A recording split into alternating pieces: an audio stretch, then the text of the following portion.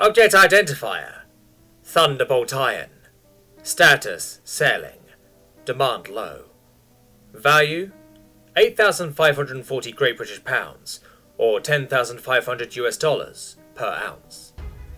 Availability. Current inventory 3.5 tons, approximate. Description. Since before antiquity, iron has been prized for its ability to keep mischievous fair folk at bay. But like men, not all iron is created equal.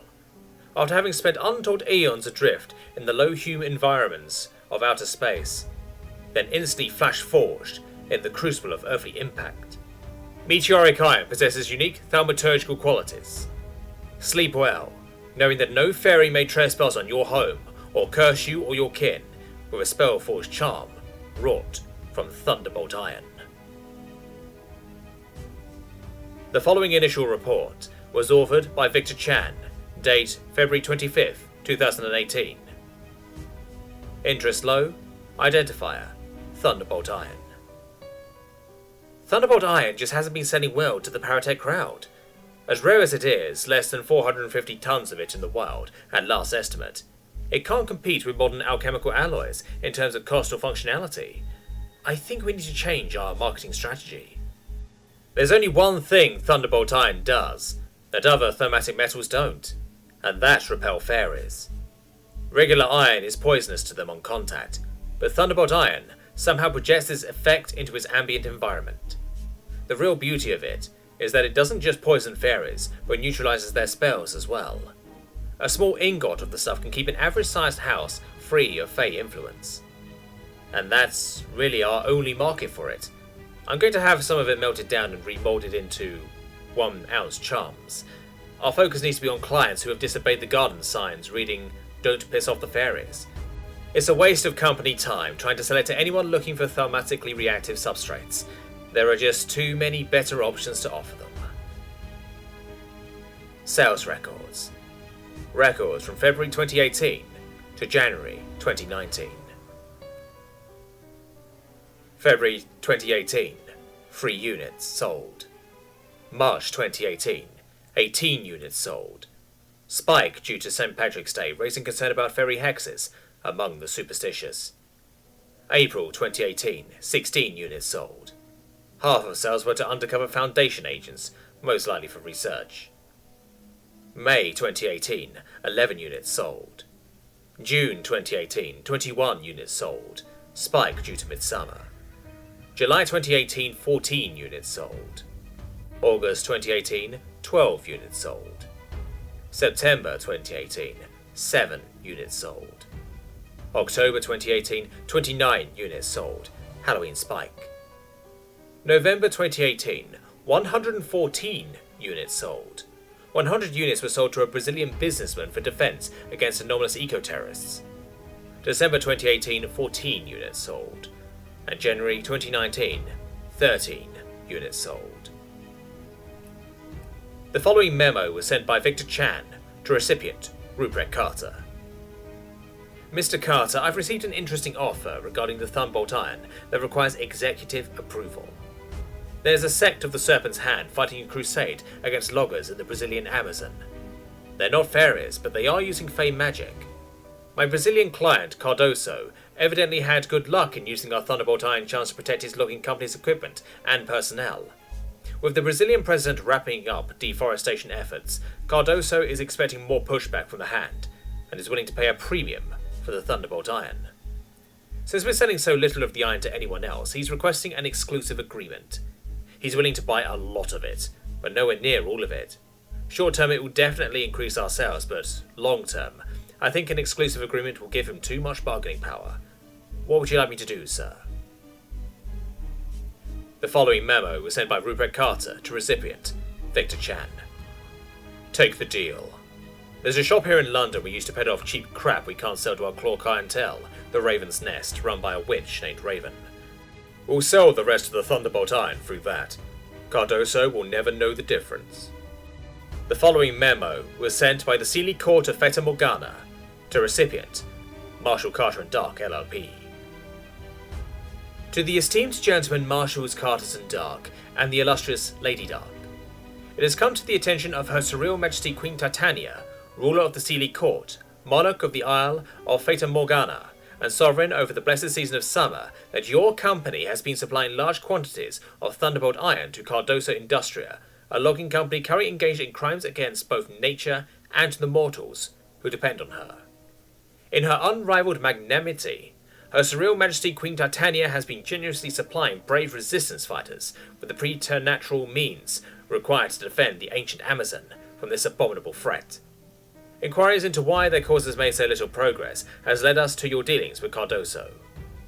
As both yours and Cardoso's possession of Thunderbolt iron negates the possibility of us taking direct action against either of you, we are writing to inform you that should you continue to supply anyone with this vile weapon against our race, our representative to the Occult Council of 108, Her Serene Ladyship Genevieve Osar, will have no choice but to propose that all members enact a complete boycott against your company.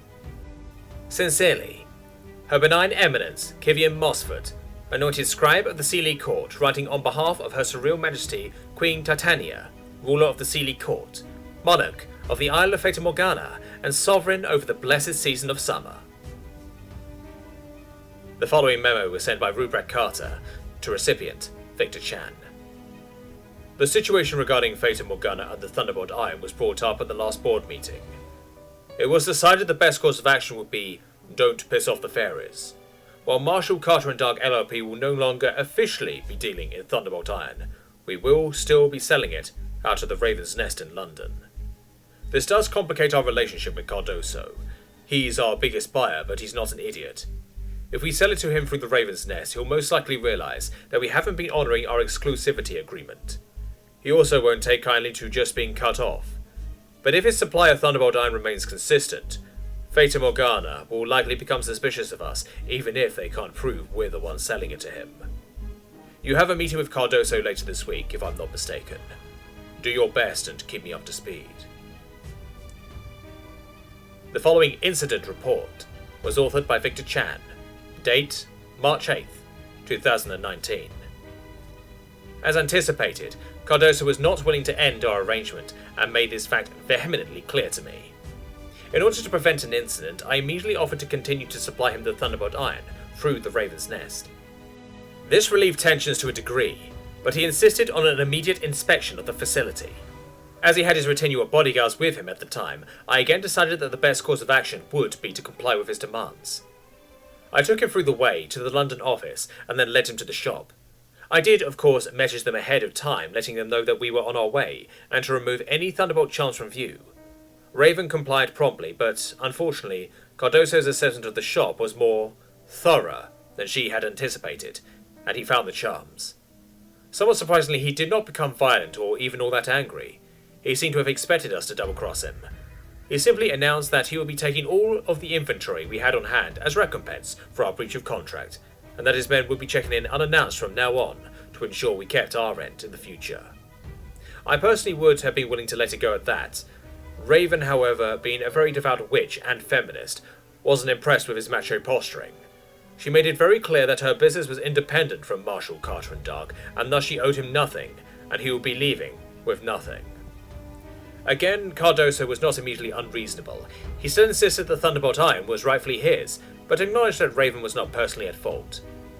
He tried to talk me into compensating her, but she was adamant that she wouldn't willingly assist in her own words, Earth rapist. When it was clear she wasn't amendable to negotiations, Cardoso pulled his gun and ordered his men to just take the iron and anything else that looked valuable. Raven responded with a summoning spell. It was mostly for show. The lights dimmed, the room got cold, and her eyes went white, and her spirit familiar started brushing past Cardoso and his men. His men got spooked and ran, but Cardoso remained persistent. He fired off his gun, but in the poor light couldn't get a clean shot at either of us.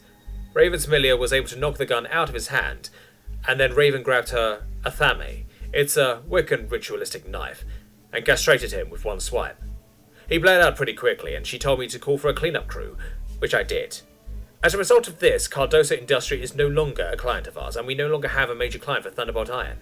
I will leave it up to Mr. Carter if Raven, or possibly myself, should be disciplined for this turn of events. The following memo was sent by Rupert Carter to recipient Victor Chan. Poor sod. I've had bodies ritualistically castrated before. It's never fun. At least for me. Fortunately for Little Miss sliced the Patriarch's balls off, she's more valuable to us than Cardozo was, and she was acting in self-defense, so she will not be disciplined. You're in the clear too, Chan. You did your best.